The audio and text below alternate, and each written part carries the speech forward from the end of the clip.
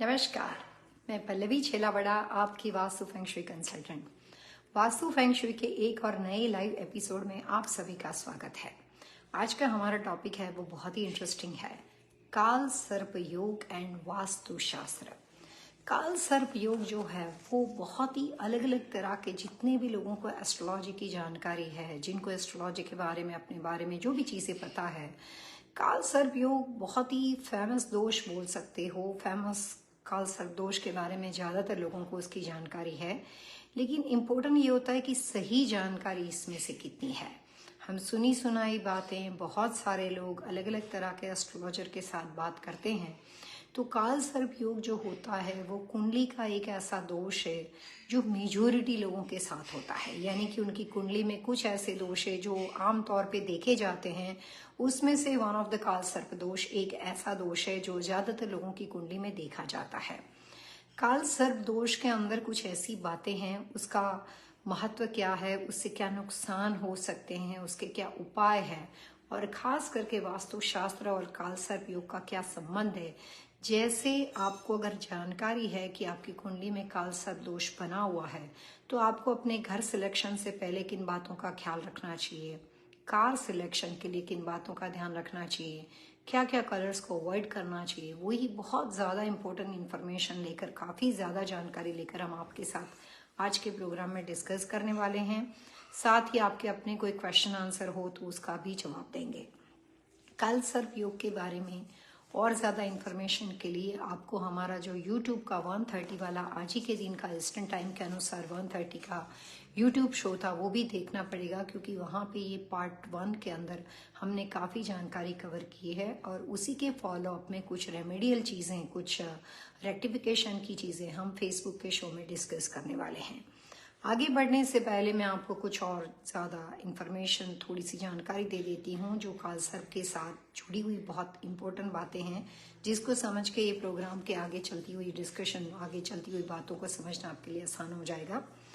काल सर्प दोष जो है वो किसी भी व्यक्ति की कुंडली में राहु और केतु आमने सामने होते हैं और बीच में सारे ग्रह इकट्ठे हो जाते हैं, ऐसी कुंडली के ऑनर को, ऐसे लोगों को काल सर्प दोष का माना जाता है कि इनकी मुखिया की, इनकी ओनर की कुंडली में, यानी कि जो आपके by birth, date of birth के हिसाब से जो आपकी जन्म कुंडली है उसमें बीच में सारे ग्रह हो और आमने सामने राहु केतु की पोजीशन हो, तो आपकी कुंडली में काल सर्प दोष को माना जाता है। काल सर्प दोष 12 प्रकार के हैं, उसमें से सबसे वर्स्ट कम वर्स्ट जो है वो शंखचूड़ काल सर्प योग है। उसके अलावा कुछ काल सर्प योग ऐसे हैं जिसको इनोसेंट उसका इफेक्ट माना जाता है, जैसे कि आपकी जन्म कुंडली के अंदर राहु जो है वो पहले स्थान में हो, पहले भाव में हो, तो ऐसे कुंडली के ऑनर को, यानी कि ऐसे लोगों को काल सर्प योग जो है वो सिर्फ एज ऑफ 27 ईयर्स तक इफेक्ट करता है। तब तक उसको नुकसान होता है, करियर में सेटल नहीं हो पाते हैं, काम में बहुत स्ट्रगल रहता है, एजुकेशन उनका घर परिवार या जिम्मेदारियों की वजह से अधूरा रह जाता है, बहुत कोशिश के बाद भी बार बार उनका जो करियर है वो बदल जाता है, कहीं पे भी सक्सेस दिखाई नहीं देती है और बहुत ज़्यादा स्ट्रेस, फ्रस्ट्रेशन और नाकामयाबी रहती है, बार बार चोट लगती रहती है, हेल्थ इशू का सामना बार बार करना पड़ता है। तो हम ये कह सकते हैं कि यहाँ पे आपकी कुंडली में काल सर्प दोष के सारे सिम्टम्स दिखाई देते हैं। कुछ ऐसे लोगों के बारे में बात करते हैं जिनका राहु अपनी जन्म कुंडली के दूसरे भाव में, यानी कि दूसरे स्थान में होता है। तो ऐसे लोगों को अपनी एज 33 इयर्स तक काल सर्प दोष का सामना करना पड़ता है, जिससे उनके करियर में, पार्टनरशिप के बिजनेस में, खुद के काम में सेटिस्फेक्शन नहीं रहता है। हार्डवर्कर होते हैं, मेहनतू होते हैं, लेकिन सक्सेस जो है उनसे कोसों दूर रहती है। कुछ ऐसे लोगों के बारे में बात करते हैं जिसकी जन्म कुंडली के अंदर राहु जो है वो तीसरे स्थान में, यानी कि तीसरे भाव में बैठा हुआ हो और वहां पे भी राहु केतु आमने सामने होने की वजह से और सारे ग्रह दशा बीच में होने की वजह से काल सर्प योग वाली कुंडली बनती हो, लेकिन राहु तीसरे भाव में है।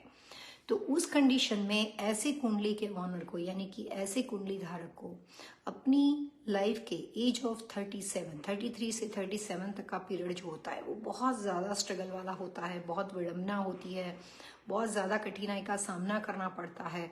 घर परिवार के बाकी सारे लोग उनकी कंपैरिजन में सक्सेसफुल होते हैं, लेकिन उनका जो स्ट्रगल का फेस होता है वो ख़त्म नहीं होता है। और वैसे ही जन्म कुंडली, जिसकी जन्म कुंडली के अनुसार राहु की पोजीशन कुंडली के चौथे स्थान में, यानी कि चौथे भाव में होता है, तो ऐसे कुंडली के मालिक को अपनी पूरी जिंदगी में अपने करियर सेटल में इतना स्ट्रगल देता है और एज ऑफ 44 के बाद उनको सफलता मिलती है।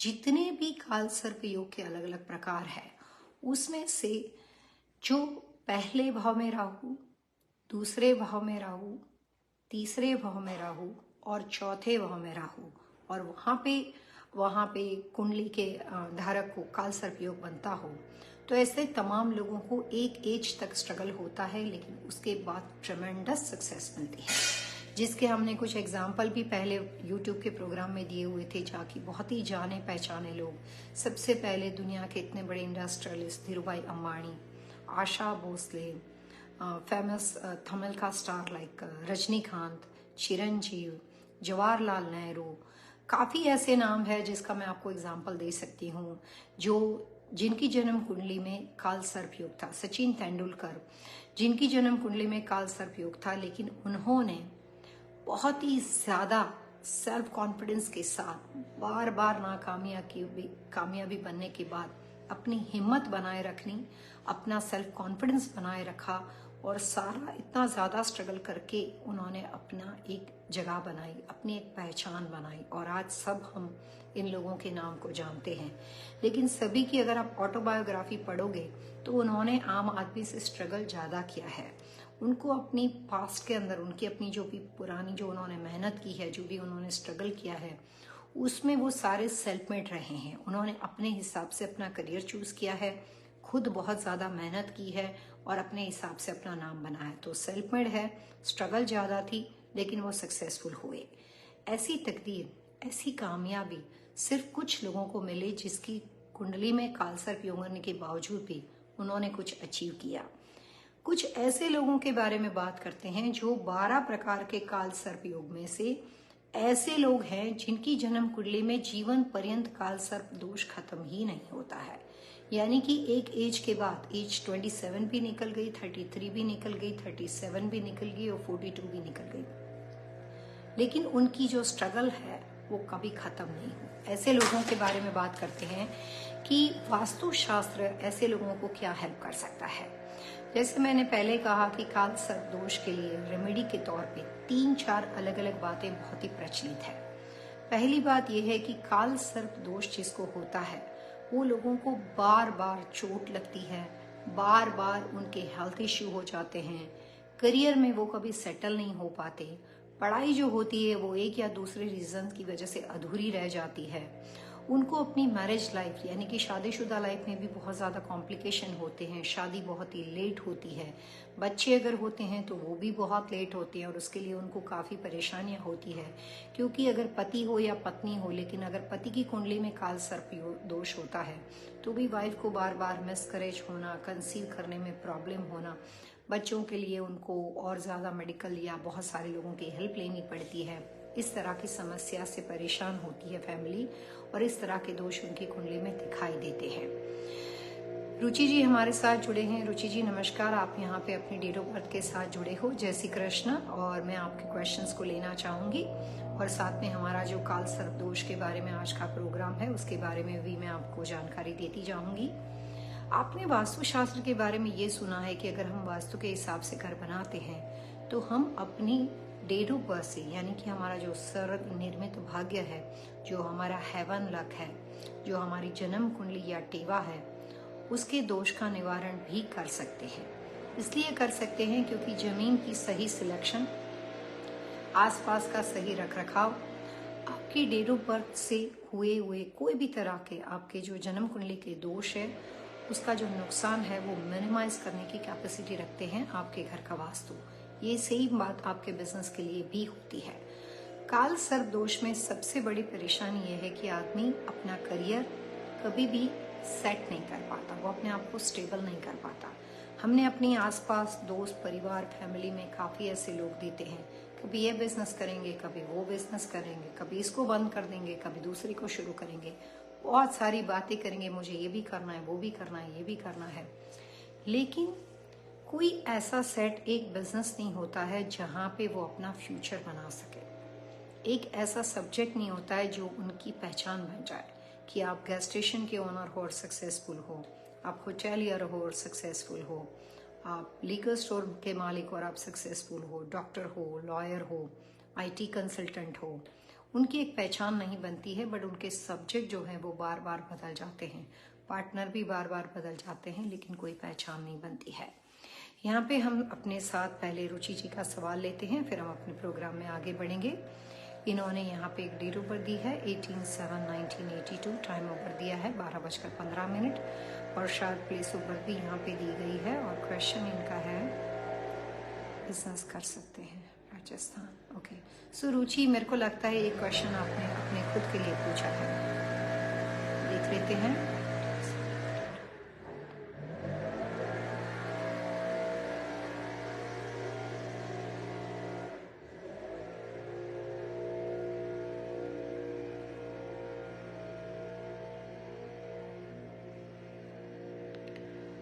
रुचि जी, अगर ये क्वेश्चन आपके अपने लिए है तो मैं ये कह सकती हूँ कि आप अपने लिए बिजनेस डेफिनेटली करो। आपकी डेट ऑफ बर्थ के अनुसार अगर आपके करियर की शुरुआत कहीं से भी जॉब से होगी, लेकिन आपकी लाइफ में सबसे अच्छा बिजनेस ही रहेगा। अगर आप कोई बिजनेस सिलेक्शन में है, मेरी हेल्प चाहते हो, तो वो भी आप लिख कर भेज सकते हो। लेकिन बिजनेस के लिए मैं आपको कह सकूं कि 2023 ब्लेसिंग का काम करने का। अगर कोई बिजनेस आपके ध्यान में हो, उसके लिए अगर आपको कोई प्रिपरेशन करना हो, चाहे फ्रेंचाइजी के लिए ऑफर करना हो, बैंक के लिए अप्लाई करना हो, पार्टनर को ढूंढना हो, जगह ढूंढनी हो, 2023 के खत्म होने से पहले, दिसंबर से पहले करो।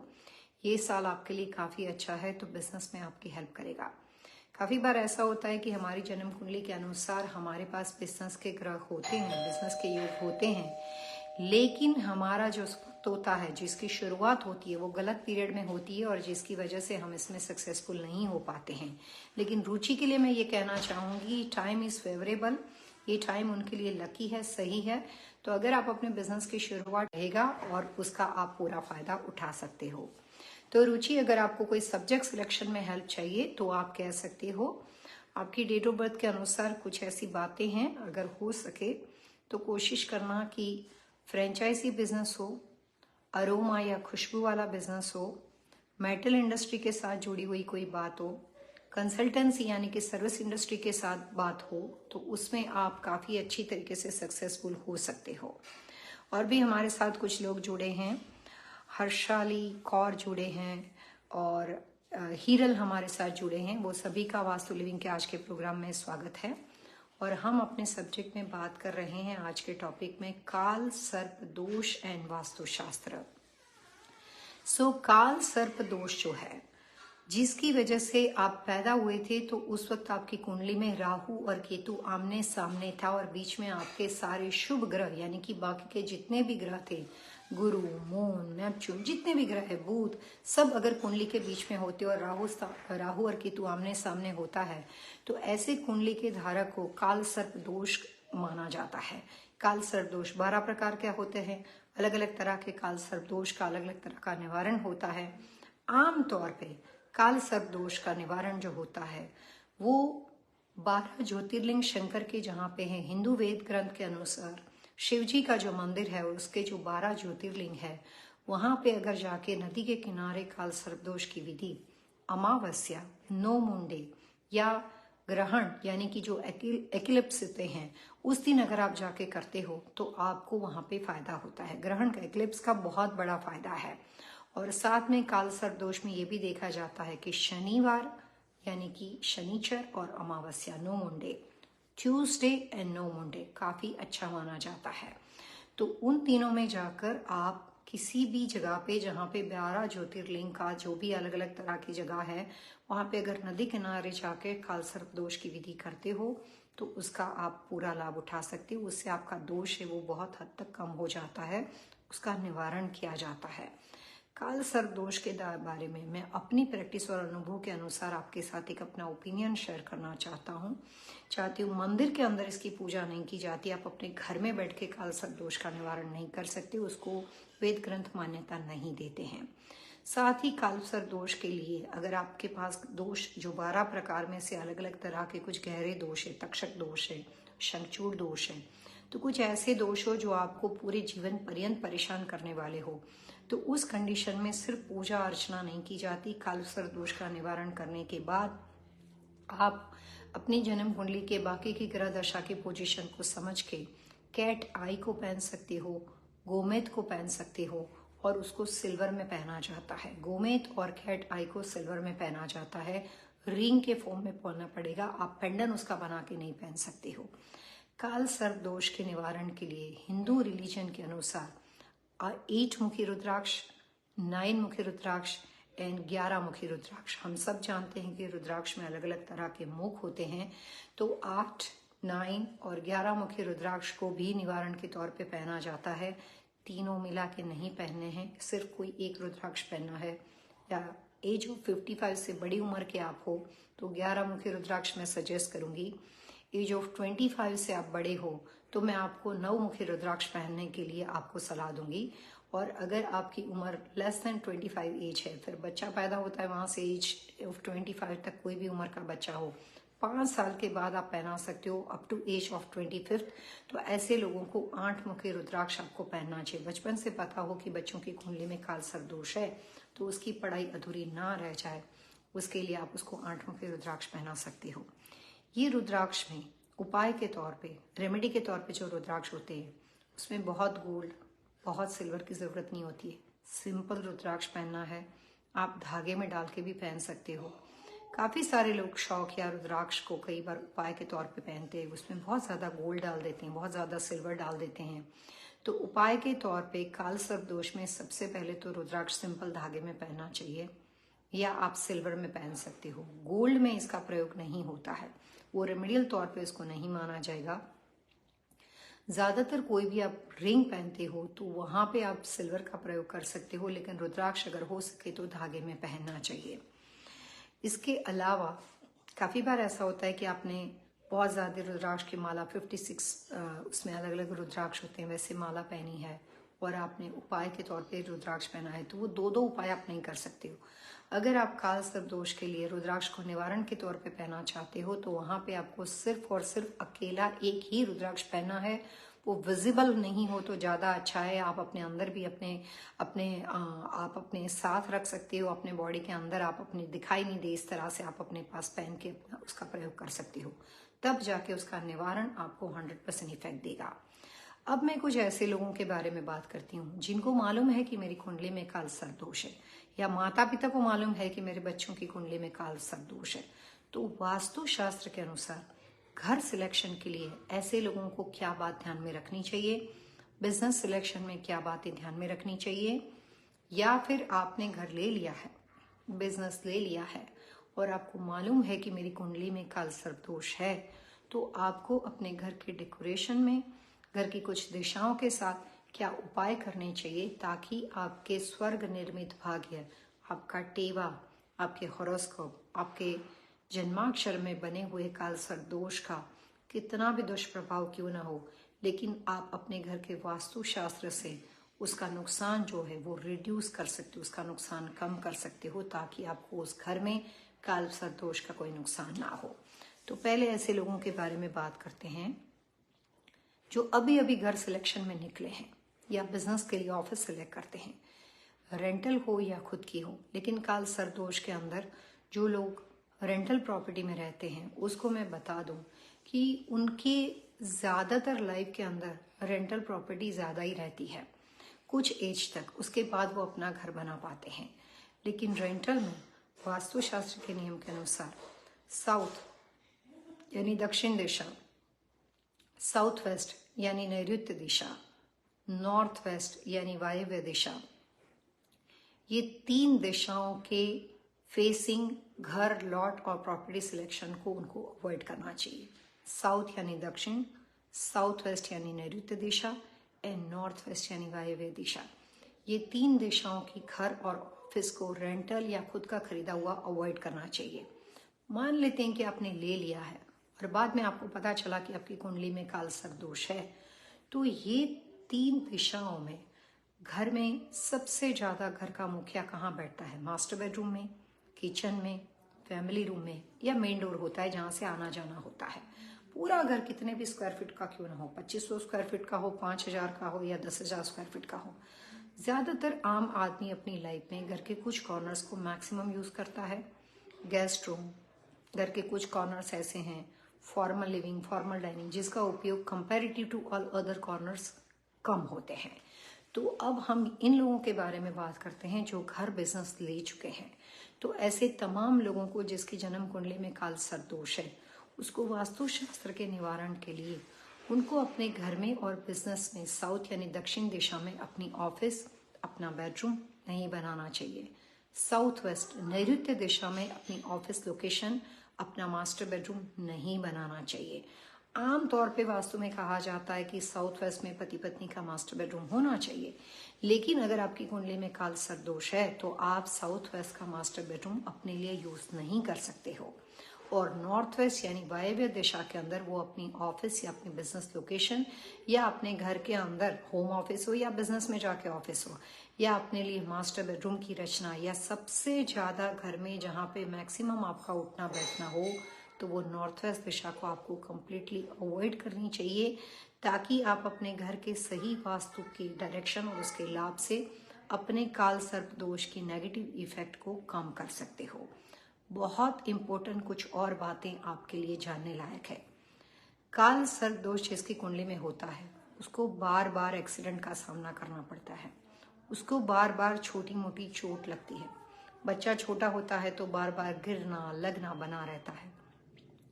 एक उम्र के बाद जब आप ड्राइविंग करते हो तो आपको बार बार व्हीकल से नुकसान होता है, जिसमें लगना ही ज्यादा नुकसान होता है।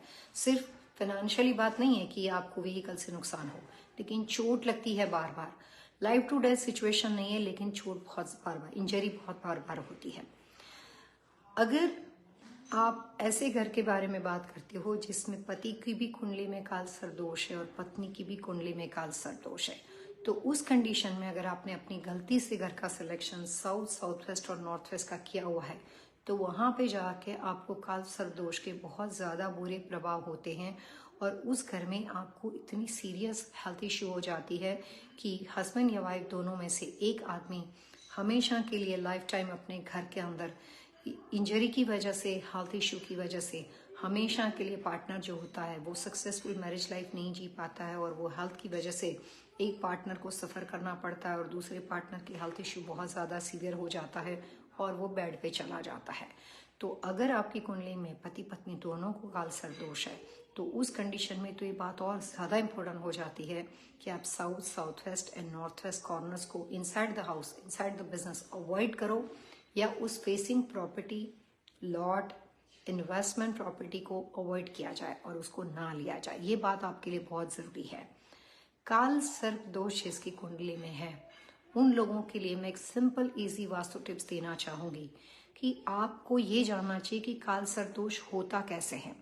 आपके पिछले जन्म में, पूर्व जन्म में आपने अपने माता पिता, ब्रदर सिस्टर, एक्सटेंडेड फैमिली, किसी के भी साथ कोई भी बात, इनजस्टिस, कहीं पे भी आपने गलत किया है और आपको कोई श्राप लगा है, या फिर आपने कुछ ऐसा गलत किया है जो आप उस वक्त कर चुके हो लेकिन वो नुकसान अभी तक पूरा नहीं किया गया, जिससे आपके दूसरे जन्म में काल सर्प दोष आपकी कुंडली में आता है। ऐसा मानना हिंदू वेद ग्रंथ भृगु संहिता के अनुसार काल सर्प योग के बारे में माना जाता है। काल सर्प दोष के बारे में, योग नहीं, मैं इसको दोष ही बोलना चाहूंगी, दोष के बारे में माना जाता है। इसका मतलब यह है कि इसका सीधा संबंध पूर्वजों और पितरों के साथ है। तो इसके लिए ये भी एक होता है कि काल सर्प दोष जिसकी कुंडली में होता है उसको कोई भी ब्लैक कलर के व्हीकल को अवॉइड करना चाहिए। ब्लैक कलर की कार नहीं लेनी चाहिए, ब्लैक कलर का कोई भी टू व्हीलर, अगर आप इंडिया वगैरह में हो तो ब्लैक कलर का कोई भी टू व्हीलर नहीं लेना चाहिए। जितना भी हो सके उतना व्हीकल सिलेक्शन में हमेशा ब्लैक कलर को कंप्लीटली अवॉइड करना चाहिए सेफ्टी के लिए। अपने घर और बिजनेस के डेकोरेशन में भी ब्लैक कलर का उपयोग बिल्कुल ही ना के बराबर करना चाहिए, बिल्कुल 0-0। मैं तो 100% मना करूंगी, लेकिन फिर भी अगर आपको कोई शौक हो, आपके घर के अंदर कुछ कलर्स तो अपने आप आ ही जाते हैं।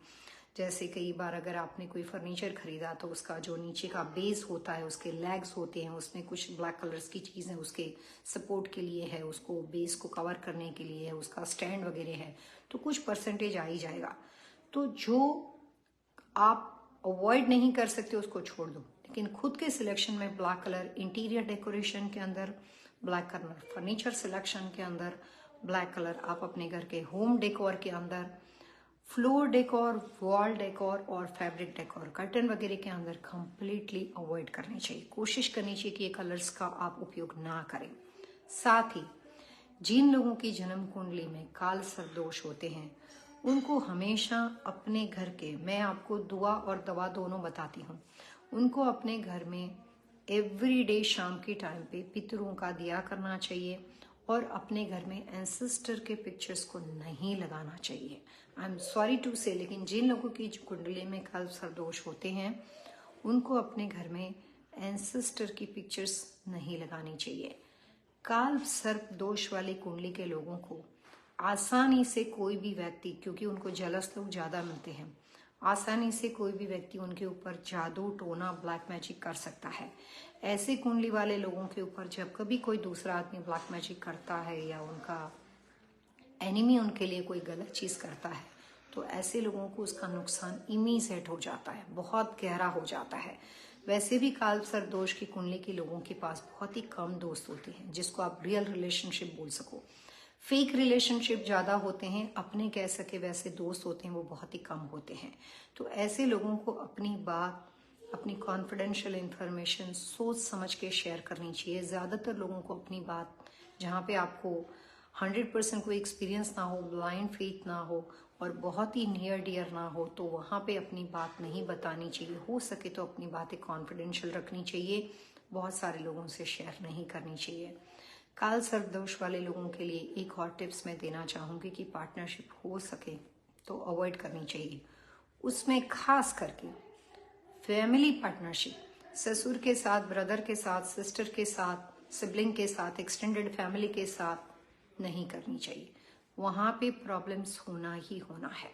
तो कोशिश करनी चाहिए कि तो पार्टनरशिप ही ना करें, और अगर हो तो करीबी फैमिली, एक्सटेंडेड फैमिली के साथ नहीं करनी चाहिए। वहाँ पे प्रॉब्लम्स होने की संभावना ज़्यादा है। कुछ लोग हमारे साथ जुड़े हैं, देखते हैं कि इसमें से कोई क्वेश्चन आंसर है तो उनका भी मैं जवाब देना चाहूँगी, और काल सर्प दोष के बारे में कुछ और भी जानकारी हम इसी प्रोग्राम में डिस्कस करेंगे। हमारे साथ निशा है। निशा ने अपना पूरा नाम, अपनी डेट ऑफ बर्थ दी है 13 अगस्त 1974 और उन्होंने अपना प्लेस ऑफ बर्थ दिया है बिजनेस। ठीक है, निशा जी के बारे में बात करते हैं। –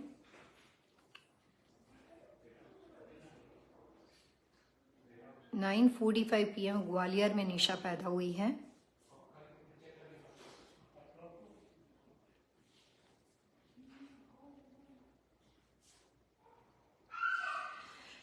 निशा जी, बिजनेस के लिए चार्ट तो बहुत अच्छा है, लेकिन अगर करना शुरू कर दिया हो और ऑलरेडी बिजनेस में एंटर हो चुके हो तो कोई बात नहीं 2023 में। लेकिन जो आपकी डेट ऑफ बर्थ की पर्सनालिटी है, इस तरह के लोगों को 2023 में कोई नई अपॉर्चुनिटी, कोई नए बिजनेस की शुरुआत करनी है तो मैं मना करूंगी। मैं कहूंगी वेट कीजिए अंटिल 2023 दिसंबर 2024 में आप गोल्ड का बिजनेस, कोई jewellery business, consultancy business, franchise business के साथ काम कर सकते हो, जिसमें ट्रैवलिंग हो, मसाज एंड मसाज के साथ खुशबू वाली चीज़ें, spa business, beauty salon business, ऐसी सब चीज़ों के साथ आप कनेक्ट हो सकते हो। Service industry is good for you. Gold, silver, artificial jewellery आपके लिए अच्छा है। ब्यूटिक बिजनेस आपके लिए अच्छा है। ब्यूटिक होटल आपके लिए बहुत अच्छा है।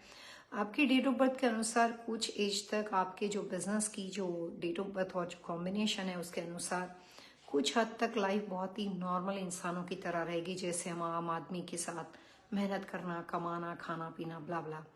लेकिन एक एज के बाद लाइफ में ड्रास्टिक चेंजेस आ सकते हैं और सिर्फ बिजनेस प्रोस्पेक्ट से आपको रिस्क लेने के लिए मैं नहीं बोलती, लेकिन 2024 के बाद कैलकुलेटिव रिस्क लेकर आप एक बड़ा स्टेप, मतलब आगे बहुत बड़ा कदम उठा सकते हो। चार्ट निशा बहुत अच्छा है। शुरू से आप अपने हिसाब से आगे चलने वाली व्यक्ति हो, समझदारी आपकी बहुत अप्रिसिएशन वाली है, मैच्योरिटी का लेवल बहुत ही कम एज में काफ़ी अच्छा है, चीज़ों को डिटेल में समझते हो और जो खुद कर सको उस बिजनेस में सबसे ज़्यादा पैसा लगाना। शुरुआत ऐसी नहीं करना जिसमें एक्टिविटी के अंदर आपका अपना होल्ड ना हो, आपने सिर्फ पैसे लगाने हो और कोई आदमी आपके लिए डिसीजन लेता हो। ऐसी शुरुआत मत करना। अगर आप अपने बिजनेस में अपने नाम के ऊपर अपने हिसाब से जो बिजनेस करो उसमें एक बार वेल एस्टेब्लिश हो जाओ, फिर किसी और के साथ इन्वेस्टमेंट सोचना। लेकिन 24 एंड 2026 2 साल आपके लिए एक नई तरह के रूट को लेकर, नई तरह की अपॉर्चुनिटी को लेकर आ सकता है, नया पथ लेकर आ सकता है। तो 2023 में सिर्फ होमवर्क करो, उसके लिए मेहनत करो, लेकिन अगर नई शुरुआत करनी हो तो 24 से करना। And good luck. आपको और भी कोई क्वेश्चन हो तो आप हमारे प्रोग्राम में एवरी सैटरडे 1:30 बजे 1:30 यूट्यूब के साथ ईस्टर्न टाइम के अनुसार जुड़ सकते हो। और यही फॉलोअप में 3 बजे हम आपके साथ फेसबुक में बातचीत करते हैं। और हमारे साथ बिया है, तानवी जुड़े हैं, निशान जुड़े हैं, मेघा पटेल हैं, हर्षा पटेल है, काफ़ी सारे लोग हमारे साथ जुड़े हैं। सबको मेरी ओर से नमस्कार। आज का हमारा जो सब्जेक्ट है वो काल सर्पदोष के बारे में है। काल सर्पदोष जो है उसके बारे में हम बहुत कुछ जानते हैं, लेकिन हम कई बार बहुत कुछ नहीं भी जानते हैं, क्योंकि कई बार सुनी सुनाई बातों से कई बार हमें कुछ लोग कहते हैं और हमें लगता है कि दोष के बारे में सुना इसका मतलब हमारा पूरा करियर ख़त्म हो जाएगा। लेकिन सारे दोष नुकसानदेह नहीं है। मैंने अपने प्रोग्राम में काफ़ी सारे ऐसे लोगों के नाम दिए। धीरूभाई अंबानी बहुत ही फेमस बिजनेसमैन थे, आशा भोसले हम सब उनके बारे में जानते हैं, सचिन तेंदुलकर बहुत अच्छे स्पोर्ट्समैन, चिरंजीवी इतने बड़े सुपरस्टार, रजनीकांत इतने बड़े सुपरस्टार। इस सब की कुंडली में कालसर्प दोष होने के बावजूद भी एक उम्र के पड़ाव के बाद उन्होंने ट्रेमेंडस सक्सेस को हासिल किया। तो कालसर्प दोष के उपाय पे हमें फोकस करना है, वास्तुशास्त्र की टिप्स पे भी हमें फोकस करना है कि जिससे कालसर्प दोष का नुकसान आप अपने घर के वास्तु से भी आप उसका उपाय कर सकते हो, उसको रेक्टिफाई कर सकते हो। निशा ओके, बेकिंग का बिजनेस कर रहे हो तो बेकिंग का बिजनेस, निशा आप फिलहाल अगर बिजनेस में हो तो 2023 में एक्सपांड करना चाहते हो तो कर सकते हो। मैंने सिर्फ ये कहा है कि नई शुरुआत नहीं कर सकते, लेकिन बिजनेस का ही चार्ट है। बिजनेस में आप 100% सक्सेसफुल रहोगे और आगे चल के जिस बेकिंग बिजनेस में आप हो इसमें और कुछ नया करना हो, प्रोडक्ट्स को ब्रांड में कन्वर्ट करना हो या दूसरा कुछ किसी और नए सब्जेक्ट में जाना हो, तो 2024 और 2026 आपके लिए बहुत अच्छा है। सो बहुत अच्छा लगा आपके साथ फेसबुक पे बात करके। हमारे साथ एक और हमारे व्यूअर्स, फेसबुक व्यूअर्स जुड़े हैं। तो काल सर्प दोष जो है उसके लिए आपको कुछ वास्तु के उपाय करने हैं। जैसे मैंने अभी आपको कहा कि आपको ब्लैक कलर को अवॉइड करना है, south, south waste, north west facing property को अवॉइड करना है। घर के डेकोरेशन में खास करके काल सर्प दोष के साथ जुड़े हुए लोगों को जितना हो सके उतना रेड कलर की चीजें, वाटर एलिमेंट का डेकोरेशन एंड मेटल एलिमेंट को अवॉइड करना है। मेटल में आप देखते हैं कि काल सर्प दोष निवारण के लिए जब कभी आप किसी एस्ट्रोलॉजर या प्रीस्ट से बात करते हैं तो उपाय के लिए जब आप नदी किनारे जाते हैं तो वहां पे क्या होता है, पानी होता है। वहां पे किस चीज का उपाय किया जाता है, सिल्वर स्नेक का। जो नाग होता है, जो सांप होता है, स्नेक होता है, वो आप चांदी का होती है और उसको जल में बहा दिया जाता है। तो इसका मतलब होता है कि वो दोनों एलिमेंट जो हैं वो इसके अंदर कुछ रोल करते हैं। वास्तुशास्त्र के नियम के अनुसार जिन लोगों की जन्म कुंडली में काल सर्प दोष होता है उनको अपने घर और बिजनेस डेकोरेशन में ज्यादा से ज्यादा जितना हो सके उतना मेटल एलिमेंट को कंप्लीटली अवॉइड करना चाहिए। कंप्लीटली यानी कंप्लीटली अवॉइड करना चाहिए जितना हो सके, जितना आपके लिए पॉसिबल हो। कुछ चीजों के साथ वो जुड़ा हुआ हो तो अलग बात है, लेकिन डेकोरेशन में उसको अवॉइड करना चाहिए।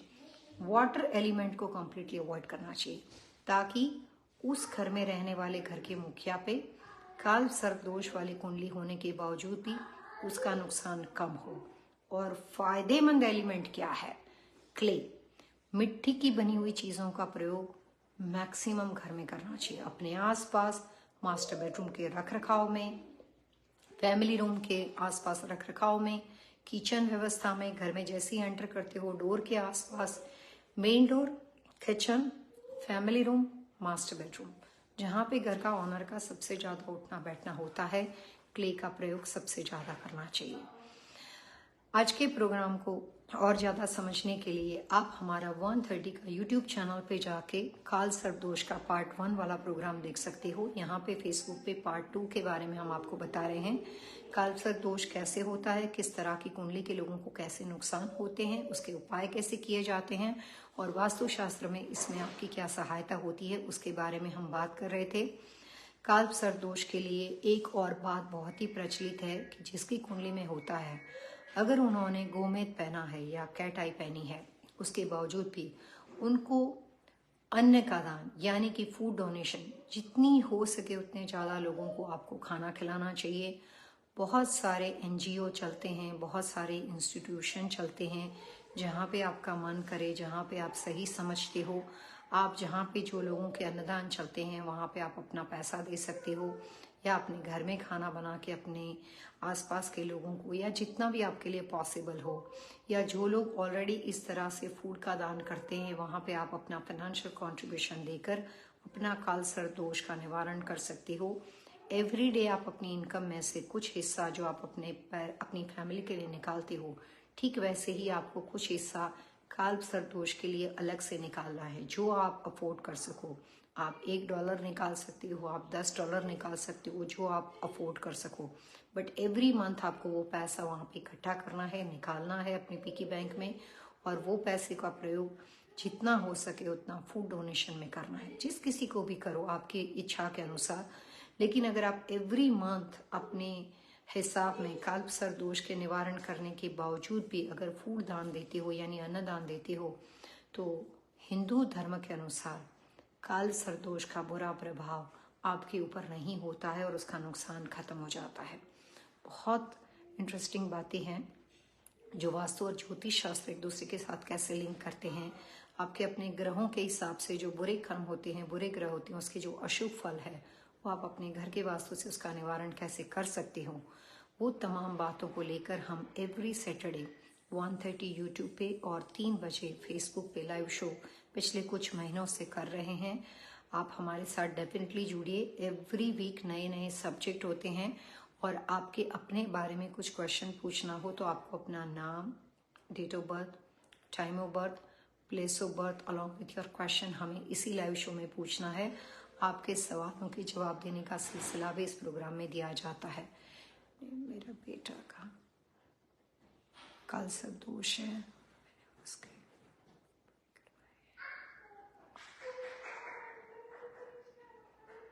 इफेक्ट होता है।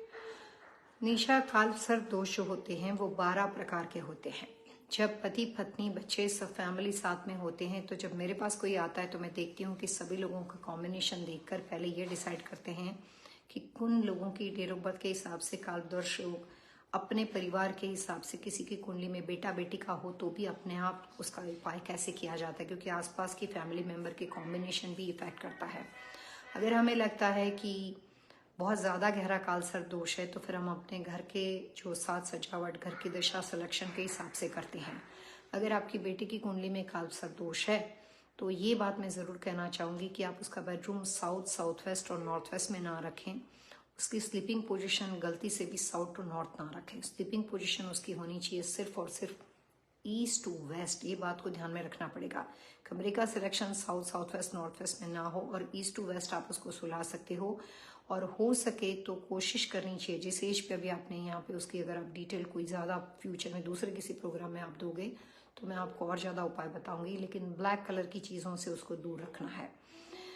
ब्लैक कलर का व्हीकल उसके लिए चूज़ नहीं करना है। कपड़ों के सिलेक्शन में ध्यान रखना है कि जितना हो सके उतना ब्लैक कलर उसके लिए अवॉइड किया जाए, और उसके आसपास के एरिया में natural plant, water element decoration और मेटल के डेकोरेशन को कम्प्लीटली अवॉइड करना है।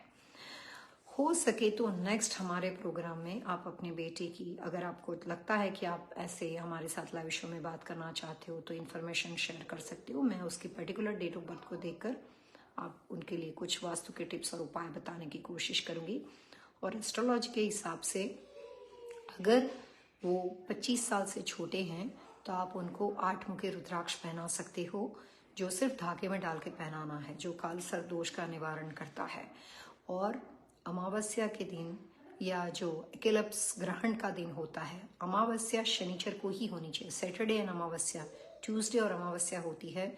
तो हिंदू धर्म के अनुसार जो 12 ज्योतिर्लिंग है उसके हिसाब से इंडिया में जाके काशी विश्वनाथ, क्योंकि शिव जी की पूजा आपको काल सर्प दोष के निवारण में हेल्प करती है, तो वहाँ पे काल सर्प दोष की विधि की जाती है और उनके अपने हाथ से वो सर्प का जो दान होता है और उसको नदी में बहा दिया जाता है, वो आपको अपना जो भी रिलीजियस, जो भी आप जहाँ पे भी बिलोंग करते हो, अपने नेटिव के आसपास 12 ज्योतिर्लिंग में से कहीं जगह देखकर आप उसका निवारण करवा सकते हो।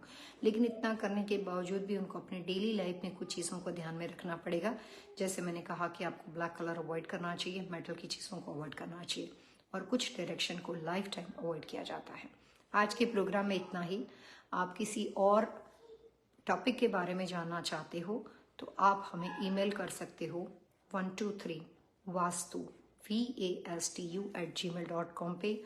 आपके सजेशन और सुझाव के अनुसार हम पिछले कुछ टाइम से अलग अलग टॉपिक को ले रहे हैं और उसके उपाय वास्तु और एस्ट्रोलॉजी दोनों के माध्यम से आपको इस दोनों लाइव शो में बताए जाते हैं। 1:30 every Saturday YouTube channel and 3 PM हम आपके साथ हमारे अपने फेसबुक चैनल पे आपके साथ बात करते हैं। आज के प्रोग्राम में इतना ही। खुश रहें, सलामत रहें। जैसे मैं हमेशा कहती हूँ, एक राह और सही दिशा जो जिंदगी बदल दे। सही नॉलेज आदमी की लाइफ में बहुत इंपॉर्टेंट होता है। नमस्कार।